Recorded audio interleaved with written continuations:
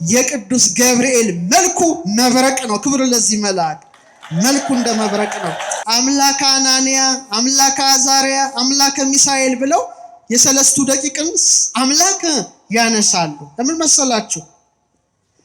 ሰለስቱ ደቂቅ ምን ውስጥ ነበሩ? 49 ክንድ የወጣ ምን ውስጥ ነበሩ? እሳት ውስጥ ነበሩ።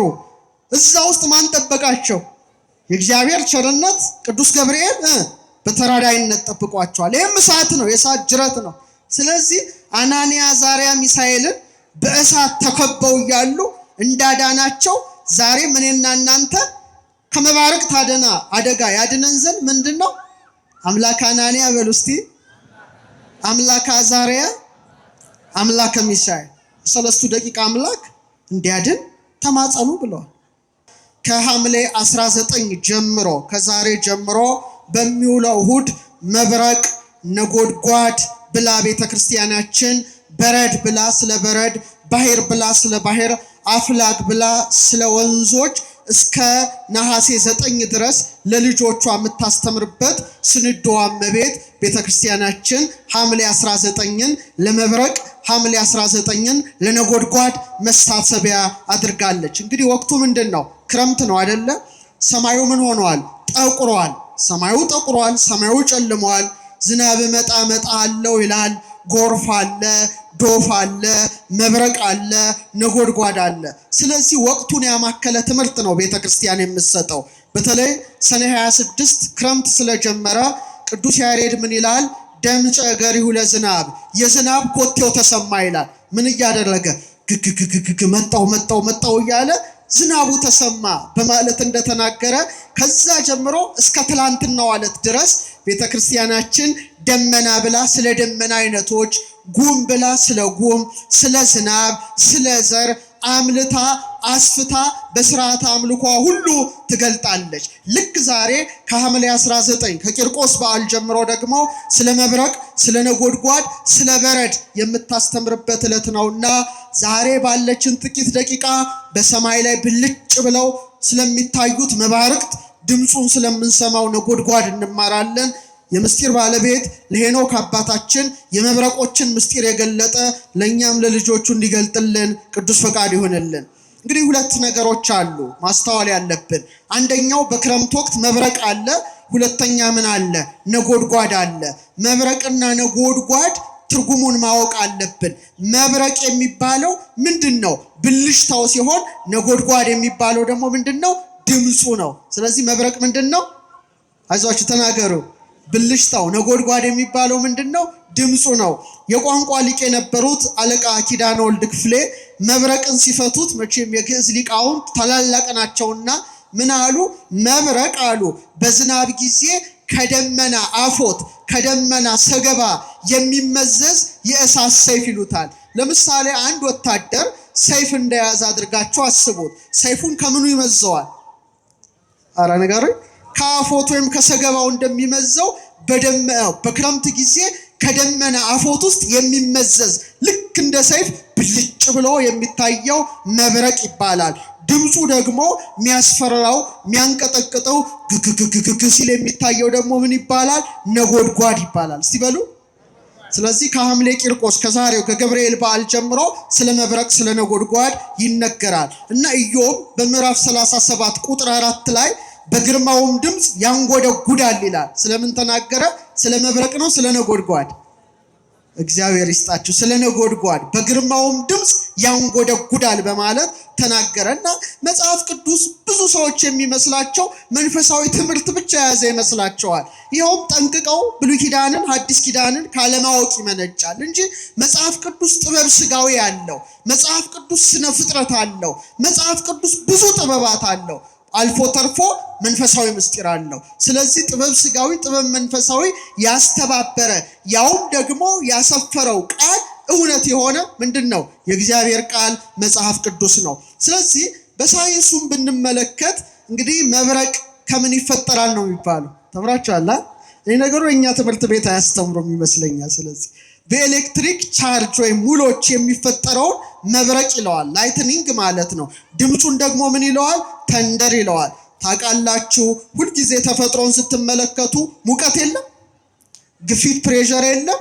ስለዚህ አየሩ ሲፍታታ ድምፁ ከምኑ ይወጣል? ከውስጡ ይወጣል። ስለዚህ ይሄን ነገር ነጎድጓድ ይባላል። መጀመሪያ ብልሽታው፣ ቀጥሎ ድምፁን ማን ሰርቶታል? እግዚአብሔር ፈጥሮታል። በመጽሐፈ ኢዮብ ምዕራፍ 37 ከቁጥር 2 እስከ 3 ምን ይላል? የድምፁን መትመም ስሙ ይላል። ምን በሉ? ስሙ አለ። ከአፉም የሚወጣውን ጉርምርምታ አድምጡ። እርሱን ወደ ሰማያት ሁሉ ታች፣ ብርሃኑን ወደ ምድር ዳርቻ ይሰዳል አለ። ይሄን የሚያደርገው ማን ነው? እግዚአብሔር ነው። እና ድምፁን ስሙ ይላል መጽሐፍ ቅዱስ። ብልሽታውንም ምን በሉ? ተመልከቱ በማለት ሰዎች በክረምት መብረቅን፣ ነጎድጓድን በመስማት መብረቅን በማየት እግዚአብሔርን እንዲያደንቁ እግዚአብሔር ማንን ፈጠረ? መብረቅና ነጎድጓድን ፈጠረ። እና ጥንት የነበሩ የኢትዮጵያ ሊቃውንት ሳይንቲስቶች ነበሩ። ምኖች ነበሩ? እንደኛ ዘመን አይምሰላችሁ። ሰው ሲወለድ በእግሩ ነው በእጁ ወይስ በጭንቅላቱ? እናቶች ስትወልዱ ልጆቻችሁን በምናቸው ነው የሚወጡት?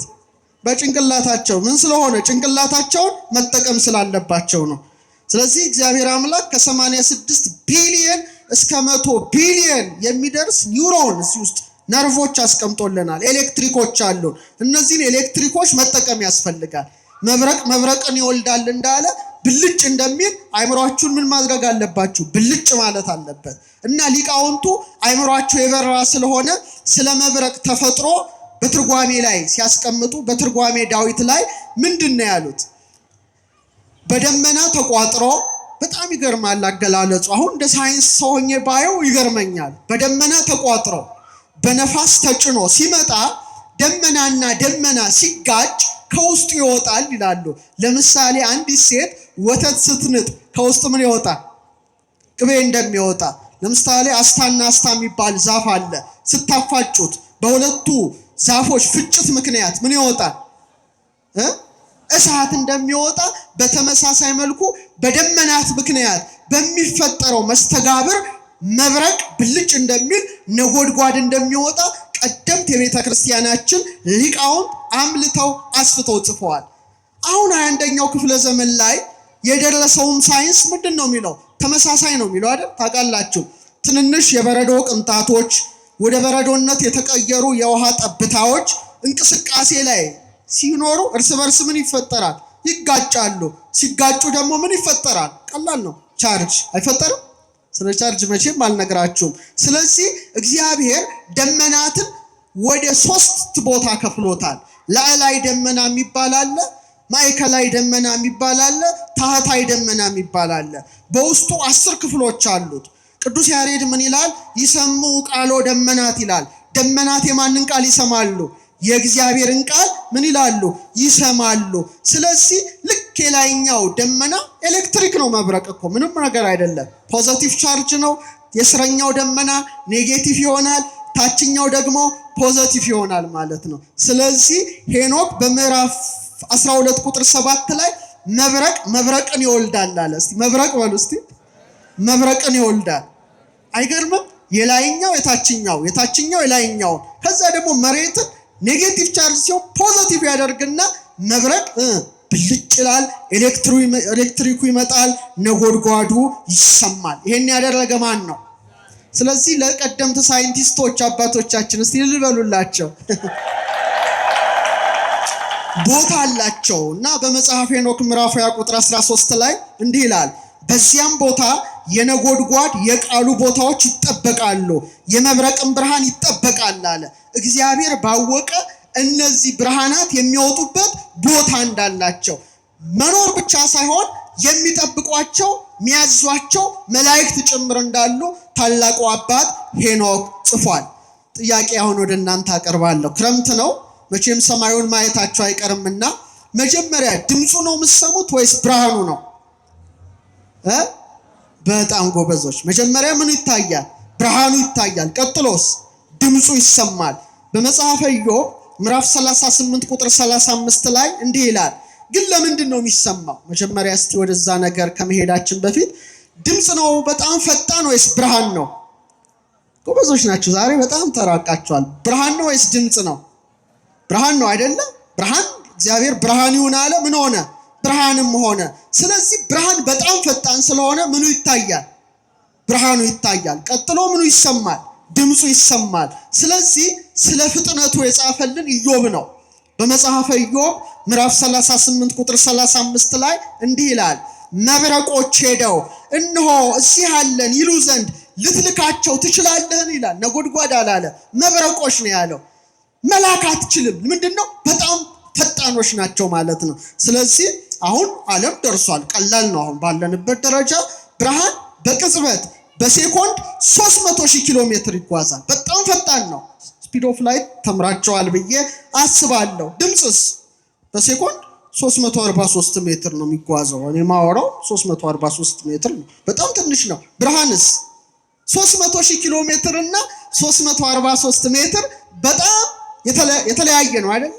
ስለዚህ ነው ኢዮብ ልትልካቸው ትችላለህ ወይ መብረቆችን ይላል። ነጎድጓድ ቀስ ያለ ነው። ብርሃን ደግሞ ምን የሆነ ነው? የፈጠነ ነው። ስለዚህ ሄኖክ እንዲህ አለ በምዕራፍ 16 ከቁጥር 21 እስከ 22 ነጎድጓድና መብረቅ አይለያዩም አለ። እያንዳንዳቸው ሁለቱ በነፋስ ይሄዳሉ አለ። አቤት መጽሐፍ ቅዱስ እኮ ላነበበው ይሄን ሁሉ ምስጢር የያዘ ነው። አንተ ዝም ሌላው ውስጥ ትገባለህ እንጂ በጣም የረቀቀ ነው። መብረቅ ብልጭ ባለ ጊዜ ነጎድጓድ ቃሉን ይሰጣል፣ አይለያዩም አለ። ስለዚህ አስቀድሞ የሚቀድመው ምንድነው? ብልጭታው። ቀጥሎስ?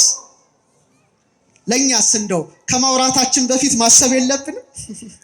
እውነት አሰጥ ብልጭታ ከቀደመ ብልጭታ ምንድነው? ለኛ እውቀት ነው አይደል? የእውቀት ብልጭታ፣ የጥበብ ብልጭታ፣ የማስተዋል ብልጭታ ብልጭ ካለ በኋላ ብልጭ ያለውን ብናወራው መልካም ነው። የኛ ከብልጭታው በፊት አፋችን ይቀድማል። መብረቅ ግን የሚያስተምረን ብርሃኑ ይቅደም፣ ቀጥሎ ምኑ ይከተል? ድምፁ ይከተል። ስለዚህ ከማውራት በፊት ምን ይቀድማል? ከመጠምጠም አሉ ሊቃውንት መማር ይቅደም። እውነት ነው ሐሰት ነው? ከመጠምጠም ምን ይቅደም? መማር ይቅደም። ካልተማሩ አያውቁ፣ ካላወቁ አይጸድቁ። ስለዚህ ሁልጊዜ እኛ መብረቅ መሆን አለብን። መብረቅ መብረቅን እንደሚወልድ ነጎድጓድ ድምፃችን ቀጥሎም ይመጣ። አስቀድሞ ምናችን ይቅደም? እንደ መብረቅ ብልጭታዊ እውቀታችን መቅደም አለበት እና ኢዮብ 37 ከ3 እስከ 4 እንዲህ ይላል። እስቲ አብረን እንበል። ብርሃኑን በሉ እስቲ። ወደ ምድር ዳርቻ ይሰዳል፣ በስተኋላው ድምፅ ይጮሃል። ስለዚህ የሚቀድመው ምንድነው? ብርሃኑ። ዛሬ ሜትሮሎጂ ነው ማስተምራችሁ፣ መጽሐፍ ቅዱሳዊ ሜትሮሎጂ። ቀጥሎ ምን ይከሰታል? ድምፅ። ስለዚህ ጥበብ ስጋዊ፣ ጥበብ መንፈሳዊ ያለበት የእግዚአብሔር ቃል ምን ብቻ ነው? መጽሐፍ ቅዱስ ነው። ለምሳሌ አሁን ብርሃኑን እስከ ምድር ዳርቻ ይሰዳል ካለ የመብረቅ ድምፅ ሰምታችኋል? ያስፈራል አይደል? ግን መስማት ብትችሉ እስከ 20 ኪሎ ሜትር ብቻ ነው የሚሰማው ድምፁ። እስከ ምን ኪሎ ሜትር? እስከ 20 ኪሎ ሜትር። ብርሃኑ ግን እስከ 160 ኪሎ ሜትር ድረስ ይታያል። ስለዚህ የቱ ነው የሚበልጠው? 20 ኪሎ ሜትር እና 160 ኪሎ ሜትር ይለያያል አይደል?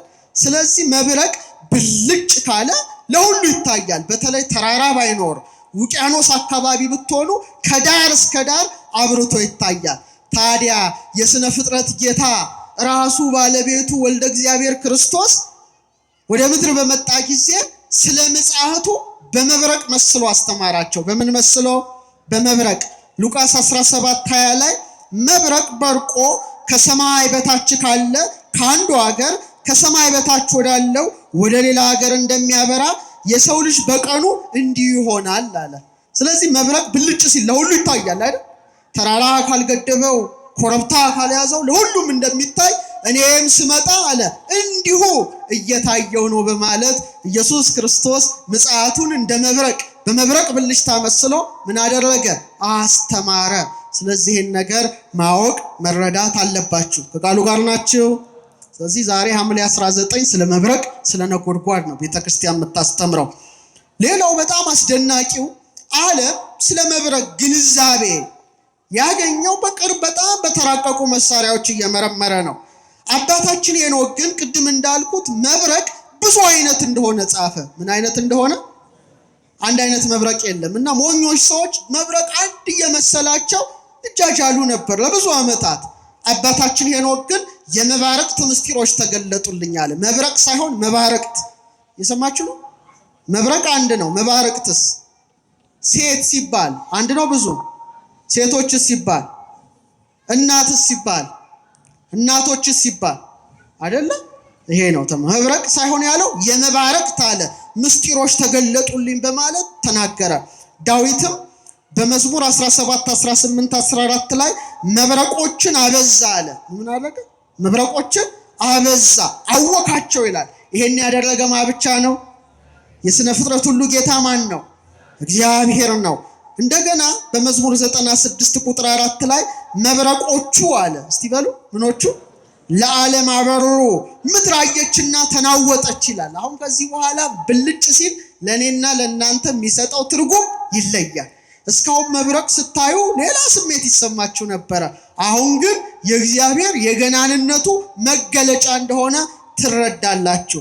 ስለዚህ ብዙ አይነት መብረቆች አሉ። ልንገራችሁ። ምን አይታችኋል? እስቲ ቀና ብላችሁ ብልጭ ሲል እናንተማ የሮጣችሁ ቤት ውስጥ መደበቅ ነው። ግን ዝም ብላችሁ እስቲ እያንዳንዳችሁ አስተውሉ። ብልጭ ሲል ምን አይነት ቅርጽ አይታችኋል? ብዙ አይነት ነው አይደለ? ጥሩ ልንገራችሁ። አሁን እናንተ ከዚህ በኋላ ይኸውላችሁ ውጭ ወጣችሁ አትዩ፣ ግን በቤት መስኮታችሁም ቢሆን ቅርጾቹን ለማየት ሞክሩ። እኔ እነግራችኋለሁ፣ እናንተ ማየት የእናንተ ድርሻ ነው። እና ዋናው አደገኛ የሚባለው የመብረቅ አይነት መብረቅን ይወልዳል እንዳለ መሬት ፖዚቲቭ ቻርጅ አድርጎ ከመሬት በላይ ያለው ደመና ኔጌቲቭ ቻርጅ አድርጎ ሁለቱ ሲሳሳቡ የሚፈጠረው እጅግ ከባዱ መብረቅ ይባላል። የሰማችሁኝ ነው? ይሄ አደገኛው ነው። ለዚህ ነው አባቶቻችን ደመናና ደመና ሲጋጫሉ ልክ እንደሚመዘዝ የእሳት ሰይፍ ከደመና አፎት ውስጥ የሚወጣ ብለው የተናገሩት ነው። ሌላው ሳይንሱ የደረሰበት ኢንትራክላውድ የሚባል መብረቅ አለ።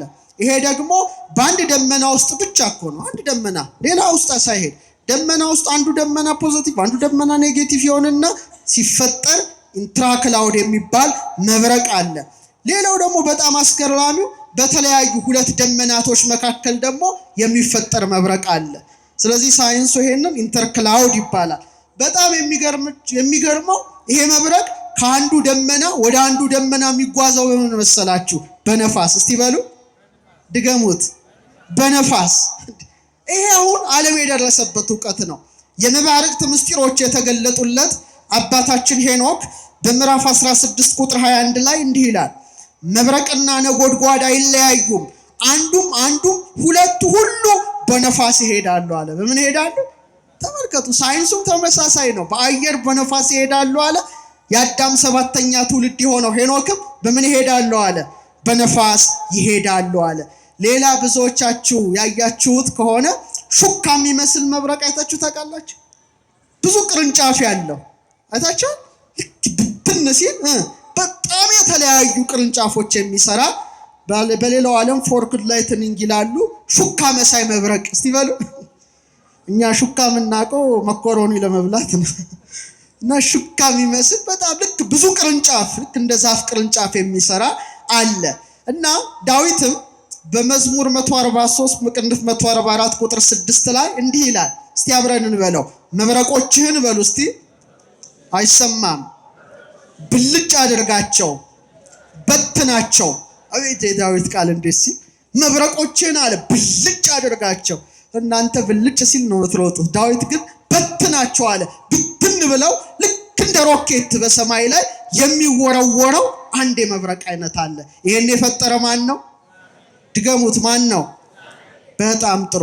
ሌላው በጣም ይህ መብረቅ አሁን የጠቀስኩላችሁ ከደመና ወደ ደመና ከደመና አየር ደግሞ በደመናው መካከል ባሉ በኤሌክትሪኮች መካከል የሚፈጠር ነው። ስለዚህ ነገር በመጽሐፈ መቃብያን ላይ እንዲህ ተጽፏል።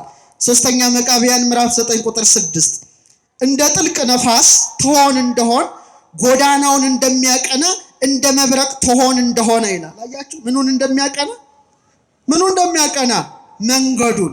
ስለዚህ ቀና ብለን ምንን እንመልከት? ቀና ብላችሁ ምንን ተመልከቱ? ይሄን ካልሆነ ትቀጣላችሁ። አይኖችን አቅንተህ አለ በመጽሐፈ ኢዮብ ላይ ካንተ ከፍ ከፍ ያሉትን ደመናትን ተመልከት። አሊያማ 4 እግር ይሰጣችሁ ነበረ እግዚአብሔር። ስንት እግር? ላሙ ስንት እግር አለው? ንገሩኝ። ፈረሱ ስንት እግር አለው? በቅሎ ስንት እግር አለው? አህያው ስንት እግር አለው? ቀበሮ ስንት እግር አለው? ከርከሮ ስንት እግር አለው? ፍጠን። 4 እግር። አንተስ አንቺስ? እነሱን ለምን አራት እግር አድርጎ ፈጠረ? ቀና ማለት ስለማይችሉ ነው። የተፈቀደላቸው ምን ብቻ እንዲያዩ ነው? ንገረኝ። መብረቅ እንዲያዩ አይደለም። መሬት ሁሌ የሚበሉትን ሲያስጠላ እንኳን እንስሳት አለ። ሁሌ የሚበሉትን ሆዳቸውን፣ የሚግጡትን ሳር፣ የሚጠጡትን ውሃ ወይም ዘር ተክቶ ለማለት ከዚህ ውጪ ምድራዊ ሳቤ ነው ያላቸው። ሰውን ግን እንደ ዘንግ መልምሎ እንደ እሸት ፈልፍሎ እግዚአብሔር የፈጠረው ቀና ብሎ ምንን እንዲያይ ንገረኝ። ሰማይን ማየቱ ሰማያዊ ርስት ምን ይለናል? ይጠብቀናል ነው። በቃ አለቀ። ቀለሙም ሰማያዊ ነው። አባታችን ሆይ በምን የምትኖር ቀና ብለሽ ማየትሽ ሰማይን፣ ፀሐይን፣ ጨረቃን፣ ከዋክብትን አይታችሁ ማንን እንድታመሰግኑ ነው? መባረቅቱን ነጎድጓዱን አይታችሁ ልዑልን እንድታደንቁ ነው። አሊያ መሬት እያየ ከኖርክ ትጠየቃለህ። አራት እግር አይደለም የሰጠ ጌታ፣ ስንት እግር ነው? ስለዚህ ቁጭ በማለታችሁ ምድራዊ ናችሁ፣ በመቆማችሁ ሰማያዊ ናችሁ። አጥንታችሁ ሰማይ ማየታችሁ ነፍስ አላችሁ። ምድር ማየታችሁ ደግሞ ምን አላችሁ? ስጋ አለናል። ይሄ ቀና ብለን ከዚህ በኋላ ብልሽታዎቹን ካላየን በአይናችሁ ትጠየቃላችሁ። ምን አየህበት ጌታ ብሎ ቢጠይቅ ፌስቡክ አየው፣ ቲክቶክ አየው። ገናንነቱን ሰማያት ይነግርህ ስብሐተ እግዚአብሔር። ገናናውን አድማስ አይተህ ገናናውን ፈጣሪህን እንድታደንቅ ያስፈልጋል። ሌላው በጣም አስደናቂ የመብረቅ አይነት ደግሞ ደመናውን ሁሉ በብርሃን የሚመላ የተለየ መብረቅ አለ። እየሰማችሁ ነው? ይሄን ያደረገ ማን ነው? እግዚአብሔር ነው። ሌላ ደግሞ ሂት ላይትኒንግ የሚባል ሙቀት ላይ የሚከሰት መብረቅ አለ። ይሄ በተለይ ገበሬዎችን ያጠቃል። በተለይ ደረቅ ወቅት ነው፣ በጋ ነው፣ የተነሳው ሌላ ቦታ ነው። ሄኖክ እንዳለው በነፋስ ተጉዞ ልክ ሞቃት ፀሐይ ላይ በድንገት ወርዶ ሰዎችን ሊጎዳ ይችላል። ሌላው በጣም የሚገርማችሁ በአይሮፕላን ሄዳችሁ እስቲ እጅ አውጡ። በፕሌን ሄዳችሁ መብረቅ ያያችሁስ ደመና ውስጥ አይታችኋል? ጥሩ መልካም። ሌላ አሁን ይሄ የምታዩት ደመና ነው። የታህታዩ ደመና ውስጥ ብልጭ ሲል ነው። ከዛ በላይ ደግሞ አይናችን የማይደርስበት አለ። ይሄ ደግሞ በጣም ይገርማል። ሃይ አልቲቲዩድ ላይትኒንግ የምንለው ከፍ ብለን ለምሳሌ በፕሌን ስትጓዙ ድንገት ታች እኮ አይታይም። በደመናት ውስጥ እንዲሁ ብልጭ ከአንዱ ደመና ወደ አንዱ ደመና እንዲህ ሲሽከረከር ታያላችሁ። ስፔስ ስቴሽን ሆኖ ደግሞ ከፍ ካለ ዝቅ ብሎ እጅግ ብዙ መባረቅትን ታያላችሁና እግዚአብሔር በስራው ምን ይሆናል? ይደነቃል። ግሩም በውስተ ደመናት አለ እኮ። በደመናት ውስጥ ምንድን ነው? ግሩም ነው። በመባረቅት ውስጥ ምንድን ነው? ግሩም ነው። በፀሐይ በጨረቃ በከዋክብት ውስጥ እግዚአብሔር ምንድን ነው? ግሩም ነው።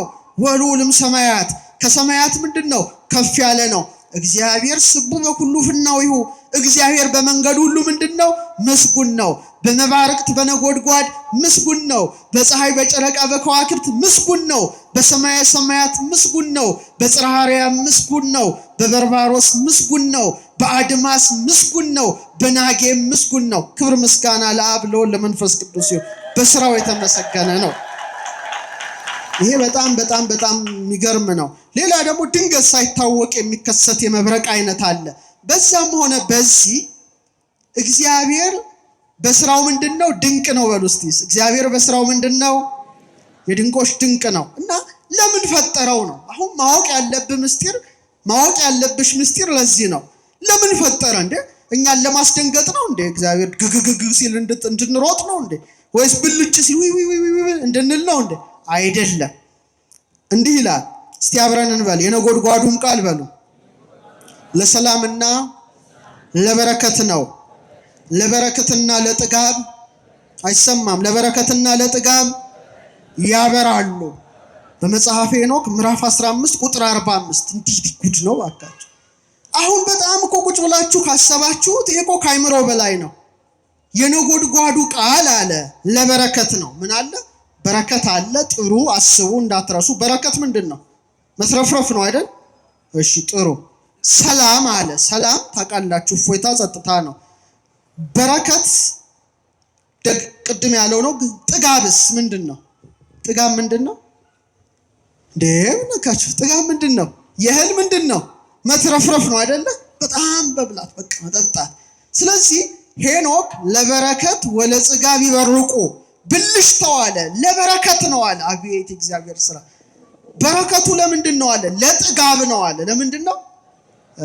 ይሄ ሁለተኛ በጣም የሚገርመኝ ማህሌታዊ ሊቅ ቅዱስ ያሬድ ነው።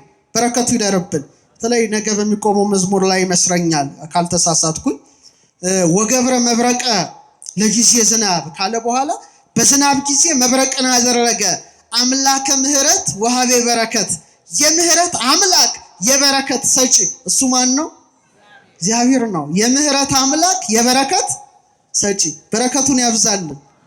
የበረከት ሰጪ የምህረት አምላክ በዝናብ ጊዜ አለ መብረቅን አደረገ። ክብር ለቅዱስ ያሬድ ለታላቁ አባት አክብረው። ይሄ ታላቅ አባት ይሄንን ተናግሯል። የዛሬ 1500 ዓመት ነው የምነግረው ወደኋላ። አሁን ያለው እኮ ስለ መብረቅ ግንዛቤ እንኳን የለውም። ያሬድ በመንፈስ ቅዱስ እየተቃኘ በረከት ይለዋል። መብረቅን ምን ይለዋል? በረከት ይለዋል። ሶስተኛ የቤተ ክርስቲያን ሊቃውንት ላይ ሳይንቲስቶች ነው ምላቸው በትርጓሜ ሄኖክ ላይ ሲተረጉሙ ምን አሉ? እግዚአብሔር አሉ መብረቅ ብልጭ ባደረገ ጊዜ እጽዋት እንዲያብቡ እንዲያፈሩ ያደርጋልና ሄኖክ ምን አለ? ለበረከትና ለጥጋብ ያበራሉ አለ ብሎ ጽፏል። ስንት አይነት ሰዎች ነበሩ እዚህ ሀገር ባካቸው። በእውነት በጭንቅላታቸው የተወለዱት እነሱ ናቸው። እኛ ያጠራጥራል። ሰርጀሪ መሰለኝ ወጎን የወጣ ነው እንጃ። እንደዚህዎች እንዴት ነው እኮ አሁን ብናወራው ላይገርም ይችላል። ምክንያቱም የረቀቁ መሳሪያዎች አሉ። በዛ ዘመን ሆነው የመብረቅ ብልሽታ እጽዋትን ሊያሳብባቸው እንዲያፈሩ እንደሚያደርግ እነ ያሬድ መናገራቸው ምን አይነት የተባረከ አይምሮ ነበራቸው። የሰማችሁ ነው። እግዚአብሔር ከሁላችን ጋር ይሁን። አንድ አባት ነበሩ ብፁዕ አቡነ ዮሐንስ የሚባሉ አንድ ላይ ከወንጌል ቀሲስ በእደ አንድ ቦታ ሲያነሷቸው ሰምቼ ነው። እና አንዱን ተማር አሉት። የሰማችሁ ነው። ለምንድን ነው ተማር የሚሉኝ እያለ ይሸሻል። አንድ ቀን አገኙትና ለምን ልጅ አትማርም አሉት። ብፁዕ አባታችን ምን በልቼ ልማር አለ። ሆዳ ምን በልቼ ልማር ሲላቸው ምን እየበላ ትደነቁራለህ አሉት። እሳቸው እነዚህ ሰዎች የተለዩ ሰዎች ነበሩ ማለት ነው። በጣም በኪነ ህንፃው በለው ላሊበላ ኢንጂነር ላሊበላን ተመልከተው፣ በዜማ በለው እንዴ አሁን እኮ ያለውን ያቋቋምን ዜማ መፈልሰፍ እኮ አንተ ጸናጽል አዋህዶ ምልክት ሰጥቶ ሽብሻቦ ፈጥሮ ቅኔውን ከጉባኤ ቃና እስከ መወድስ ዜማ ልክ ሰጥቶ ይሄ እኮ ጭንቅላት የሚፈልግ ነው። እና በትክክል በምጥ የተወለዱ ነበሩ። እኛ በሰርጀሪ ነው በጎን ነው የሾለክነው። እግዚአብሔር ከሁላችን ጋር ይሁን። ይሄ በጣም የሚያስደንቀው አሁን ዓለም በቅርብ ነው የደረሰበት መብረቅ ስለሚጥህጠው ጥቅምና በረከት አሁን ነው በጣም ሪሰንትሊ ነው የደረሰበት። እስቲ ስለ ጥቅሙ ልንገራችሁ። ግን ሄኖክ ምን አለ? ለበረከትና ለጥጋብ ያበራሉ። እስቲ ድገሙት። በጣም ጥሩ። እግዚአብሔር መብረቅን ሲፈጥረው አሁን ዓለም የደረሰበትን ጫፍ ነው የምነግራችሁ። የምድራችን የኤሌክትሪክ ሚዛን የሚስተካከለው በመብረቅ ነው። መብረቅ ባይኖር ጉዳችን ይፈላ ነበር። አንደኛ የላይኛው ከባቢ አየር ፖዚቲቭ ቻርጅ፣ የምድር ምን አለው? ኔጌቲቭ ቻርጅ። ስለዚህ ሚዛን የሚጠብቀው ማን ነው? መብረቅ በመካከሉ ነው። እስቲ በሉ ምንድነው? ስለዚህ እያንዳንዱ ብልሽታ ይሄንን ነገር ያስተካክላል። እኛ እኮ ኤሌክትሪክ ነን አይደል? ኤሌክትሪክ የለንም እንዴ? አለ እንዴ? ማት እንዳትሳሳት። ፖዚቲቭ ቻርጅ ኔጌቲቭ ቻርጅ አለን እኮ። ኤሌክትሪክ አለን፣ መግነጢስ አለን። ከባድ እኮ ነው የሰው ተፈጥሮ። ግሩምና በሉ እስቲ ድንቅ አድርገህ ፈጥረኸኛልና አመሰግንሃለሁ። ከምስጋና ይግባው ሥላሴ። ግሩም ነን፣ ድንቅ ነን። የሚገርመው ለዚህ ነው። አሁን ለምሳሌ ብዙ እዚህ ጋር ሞባይሎች አሉ፣ ስማርትፎን አለ፣ ይዛችኋል፣ ላፕቶፖችን ትጠቀማላችሁ፣ ኮምፒውተር አለን። ይሄንን ኤሌክትሪክ ይዤ አወራለሁ።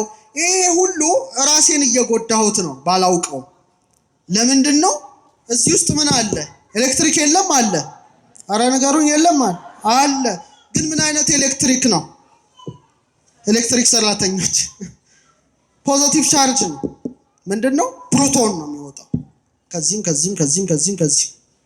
ያ ማለት ውስጤ ያጨረረ ምን እየሆነ ነው? አንቺም ውስጥ እኔም ውስጥ እየገባ ነው። ስለዚህ ድክም ያደርገናል አይደል?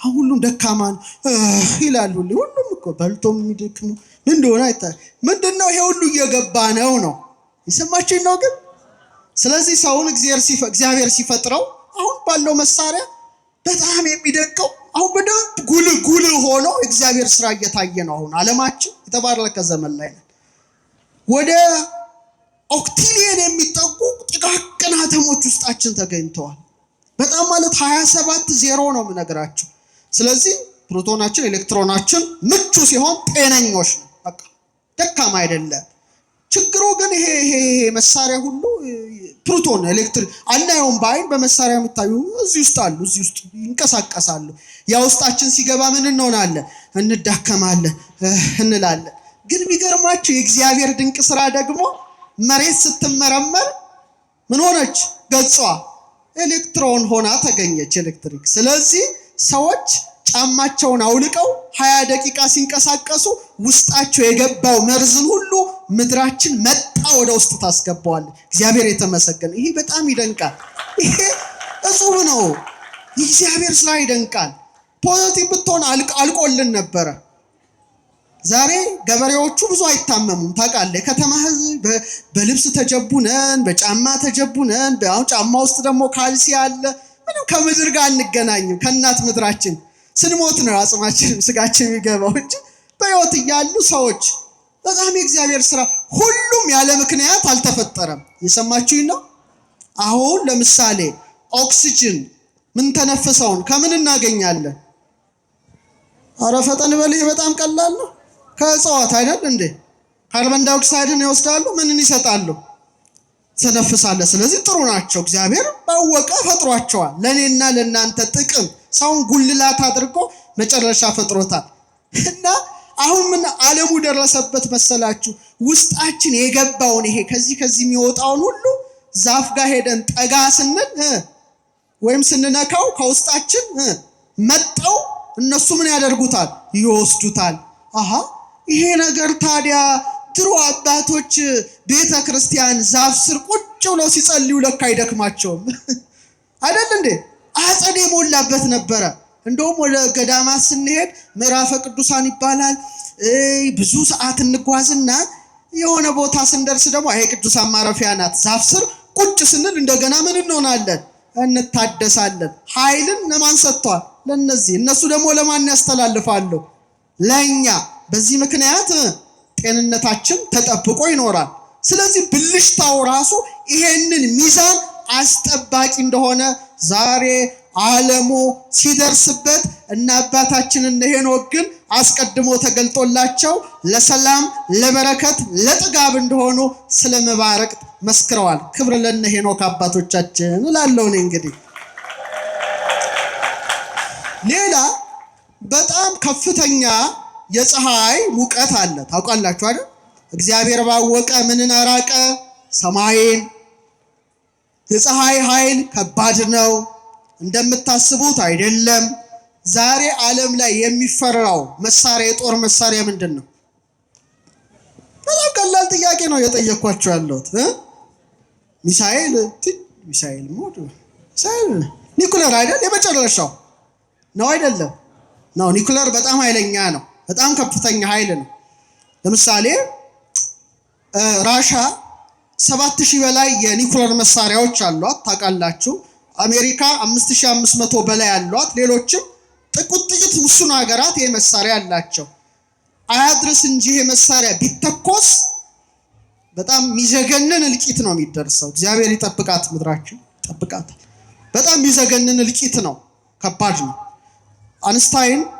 አልበርት አንስታይን የተባለ ሳይንቲስት ታውቁታላችሁ ፊዚክስ ሊቅ ሶስተኛው የዓለም ጦርነት በምን እንደሚነሳ አላቅም አራተኛውን ግን አውቃለሁ ይላል ጦርነቱ በምን እንደሚከናወን እሱም በእንጨትና በድንጋይ ነው ይላል ሰዎች የሚፋለሙት በምንድነው ለምንድነው ያለው ሶስተኛው ሊሆን የሚችለው ኒኩለር ነው ኒኩለር ከተተኮሰ ምን ይሆናል ዓለም የፎቁ የምታየው ሁሉ ጠፍቶ ስልጣኔ ጠፍቶ ሰዎች ወደ ነቃየል ዘመን ተመልሰው በድንጋይ እርስ በርስ ይጫረሳሉ የሚተርፉት ለማለት ነው ገብቷችኋል አንድ ኒኩለር እንዲህ ከሆነ ፀሐይ በቅጽበት ውስጥ ሪአክሽን ሃይድሮጅንን ወደ ሂሊየም የምትለውጠው እኮ ወደ 100 ሚሊየን ኒውክሌር ቦምብ ማለት ነው። እኮ ከባድ ነው እግዚአብሔር የሰራው ስራ። የ3 ደቂቃ ኃይሏ ምድር ላይ ቢመጣ የዓለም ውቅያኖሶች ሁሉ ሊተኑ ይችላሉ። የ6 ደቂቃ ጉልበቷ ቢጨምር የምድር ንጣፍ ይበተናል። እግዚአብሔር ባወቀ ምንን አራቀ? ሰማይን። እስቲ በሉ። አሁን ፀሐይ የምትለቀው ከፍተኛ የሆነ ጨረር አለ። ያ ጨረር ካንሰር ሊያስይዛችሁ ይችላል። አሁን ብዙ በጣም ከፍ ብለው የሚበሩ አስትሮናውቶች ካፒቴኖች ብዙ ጊዜ አንዳንዴ ከፍተኛ ጨረር ሲመጣ ይታወቃል፣ መሳሪያው ይለየዋል። ልክ እንደ ዝናቡ እንደማለት ነው። እና ተጠንቀቁ ይባላሉ። ከፍተኛ ይሄ ዩቪ ሬስ የሚባል በጣም አደገኛ የሆነ ጨረር ነው። ታዲያ እግዚአብሔር ጠባቂ አድርጓል ለምድር። በእኛ ሊቃውንት ምን ይባላል መሰላችሁ? ልንገራችሁ እስቲ። ባቢል በሉ እስቲ፣ ሃኖስ በሉ። ምንድነው ሊቃውንቱ እንደውም ሲያመሰጥሩት እንዲንሱ ብቻ የተለዩ ሰዎች ነበሩ። እግዚአብሔር አለ የፀሐይ ሙቀት ጠፈርን ይሰነጣጥቀው ስለነበረ ከላይ ሆኖ የሚያረጋጋ ነው ብሎ አስቀምጠዋል። ለምሳሌ ለእናቶች ወይም ላጤዎች አላችሁ አይደል? ምናልባት ቶሎ ቤት ዕቃ ካልገዛችሁ ለምሳሌ ፌስታል ከሰል ውስጥ ብታስቀምጡ ምን ይሆናል? ግራ ገባችሁ እንዴ? ፌስታል ከሰል ውስጥ ብትከቱ ምን ይሆናል? ይቀልጣል አይደል? በቀላሉ ፌስታል ውስጥ ውሃ ከታችሁ ፍም ውስጥ ብታስቀምጡትስ ምን ይሆናል? ምንም አይሆንም። ከላይ ውስጡ ምን ስላለ? ሞክሩት ቤታችሁ፣ አይዟችሁ አይቃጠልም። ሞክሩ። ሻይ ማፍላት ትችላላችሁ ቶሎ ብላችሁ እንትን ከማጣት ፌስታል ነገሩን ፌስታል ተከልክሏል። ግን ምንድነው ውስጥ ያለው ውሃ ምኑን ያደርገዋል? እሳቱ እንዳያቃጥለው ስስም እንኳን ይጠብቃል። በጣም የሚገርም እና እግዚአብሔር ይህ ጨረር ወደዚህ ቢመጣ ሰውን ሁሉ ሊጎዳ ስለሚችል መብረቅ እነዚህን የኦክሲጅን ሞለኪውሎች ክፍልፍል አድርጎ ኦዞኑን እየፈጠረ ያስተካክላል። ይሄን ያደረገ ማን ነው? እግዚአብሔር ብቻ ነው። ለዚህ ነው ሁለተኛ ሳሙኤል ምዕራፍ 22 ቁጥር 15 ላይ እንዲህ ይላል፣ መብረቆችን ላከ አወካቸውም ይላል። ምን አላቸው? አወካቸው። ቃሉ እንዴት ደስ ይላል! ያውከዋል፣ አየሩ ኦክሲጅኑን ያውከዋል። ያን ጊዜ እግዚአብሔር ባወቀ እንደገና እንዲዋሃዱ አድርጎ መጥፎ ጨረሮችን መጠውን የሚያስቀሩ እነ ባቢልን እነ ሃኖስን የሚያረጋጋው መብረቅ ነው። እግዚአብሔር በስራው ምስጉን ነው። አመስግኑትና በጣም ስለዚህ ሰዎች የሚያውቁት ውሱን ነው፣ የማያውቁት ይበዛል። አይበዛም? ስለዚህ በመጽሐፈ ኢዮብ ምዕራፍ 37 ቁጥር 5 ላይ እግዚአብሔር አለ በድምፁ ድንቅኛ ያንጎደጉዳል፣ እኛም ማናስተውለውን ታላቅ ነገር ያደርጋል። አንተ ብልጭ ማለቱን ነው የምታየው፣ ግግግግ ማለቱን ነው የምታየው። ከዛ ጀርባ የማናቀውን ነገር የሚያደርገው ማን ነው? እግዚአብሔር ብቻ ነው። እግዚአብሔር ብቻ ነው። ሌላ ሶስተኛ ጥቅም፣ ስንተኛ ጥቅም? ስለዚህ አትማረሩ ማለት ነው። ብዙዎች ነጭናጮች ናችሁ። ዝናብ ሲዘንድ መነጫነጭ፣ መብረቁ ብልጭ ሲል መፍራት ነው። ግን እግዚአብሔር ለበረከት ነው ሁሉንም የሰጠው አይደል እንዴ? ቅድም ምን ብያቸዋለሁ? የኢትዮጵያ ሊቃውንት፣ የቤተ ክርስቲያኗ ሊቃውንት፣ አይናማ ሊቃውንት ምንድነው ያሉት? እጽዋት እንዲያብቡ፣ እጽዋት እንዲያፈሩ ምን ያደርጋል አሉ? መብረቅ። እስቲ በሉ ኦኬ። አሁን እስቲ ቀልል ተክሎች ማዳበሪያን ከምን ያገኛሉ? ናይትሮጅን ከምን ያገኛሉ? ይቀላል ነው። ከባክቴሪያ ያገኙ። ዛፍ ስትተክል ማለት ነው። ዛፍ ስትተክሉ ናይትሮጅን ፊክሴሽን ይካሄዳል፣ ማዳበሪያ ያገኛሉ፣ ባክቴሪያ ያገኛሉ። በተመሳሳይ መልኩ መብረቅ ብልጭ ብሎ ሲወድቅ አየር ላይ ያለውን ህዋ ላይ አየር ነው፣ አየር ሞልቷል፣ ናይትሮጅን አለ፣ ኦክሲጅን አለ። ይከፍልና ናይትሮጅን ኦክሳይድን ያመጣል። ያን ጊዜ ዝናቡ ጠብ ሲል በናይትሬት የበለጸገ ዝናብ ነው ምድር ላይ የሚፈሰው። ያ ማለት የተፈጥሮ ማዳበሪያ ነው ማለት ነው ዝናቡ። እየሰማችሁ ነው?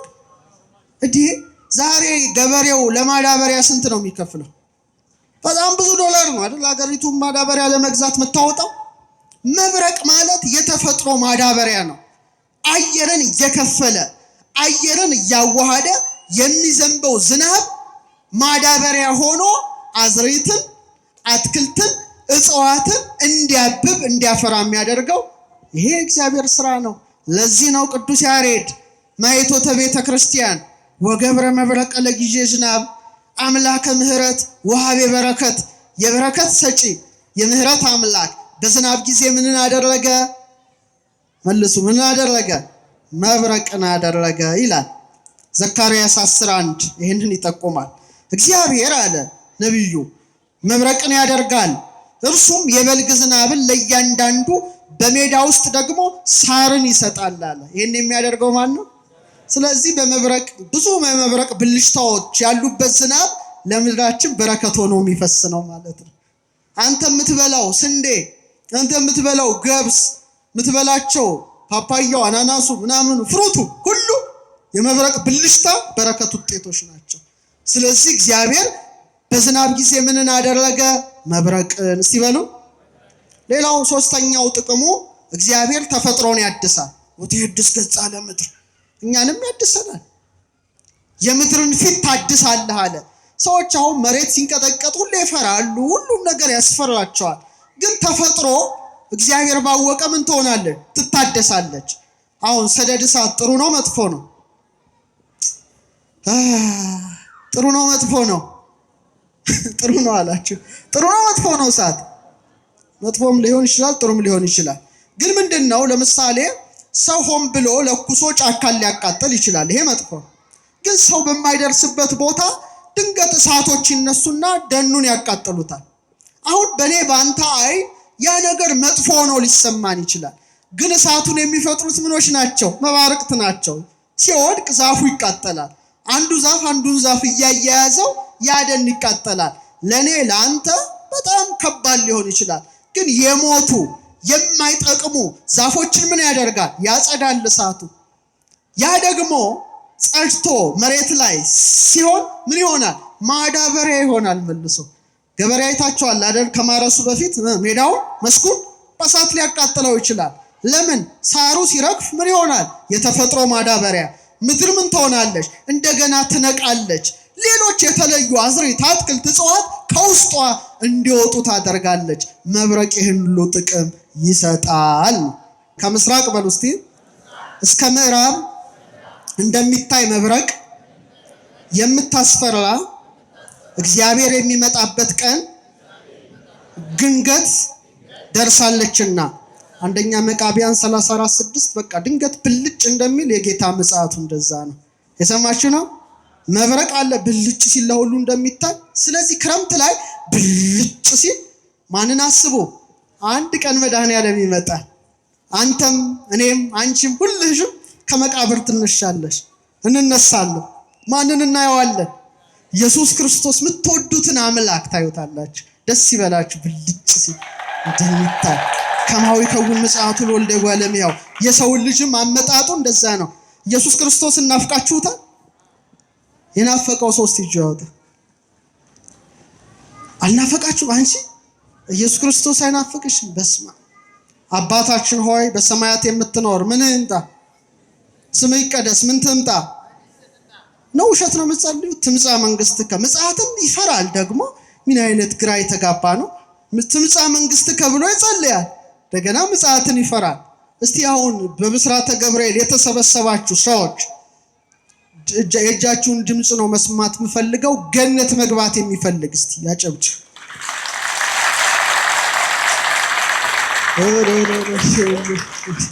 ሁሉ ሰው ገነት መግባት ይፈልጋል። በጣም ጥሩ ነው። በጣም ጥሩ ነው። በጣም ጥሩ ነው። እንግዲህ ገነት መግባት የሚቻለው ታውቃላችሁ ሰው ሲሞት ነው። ካልሞተ ገነት ይገባል በሕይወቱ። ስለዚህ ገነት መግባት ስለምትፈልጉ በዛሬው ዕለት መሞት የምትፈልጉስ ዲቪ ሞላሽ አንቺ ነሽ እንጂ የምታወጪው ውሸታ መሞት እፈልጋለሁ ላውጣ። ውሸቷን እኮ ነው። ገብርኤል እንኳን አትፈሪም እንዴ ስትዋሺ ግቢው። ካልሞትክ ገነት አትገባም። ገነትንም ወደ ሞትንም ፈርተ ይሆናል ምጽአትንም ፈርተ ኢየሱስ ክርስቶስንም ናፍቀ ይሆናል። ስለዚህ እኔና እናንተ አይዟችሁ። የሚመጣው ማን ነው? አባታችን፣ ንጉሳችን፣ ሕይወታችን፣ ስጋውን የበላ ነው፣ ደሙን የጠጣ ነው። ስጋው ከስጋችን ደሙ ከደማችን የተዋሃደው የቂርቆስ አምላክ የኢየሉጣ አምላክ የገብርኤል አምላክ ኢየሱስ ክርስቶስ ነው። ክብር ምስጋና ለስሙ ይሁን። ወስብሐት ለእግዚአብሔር።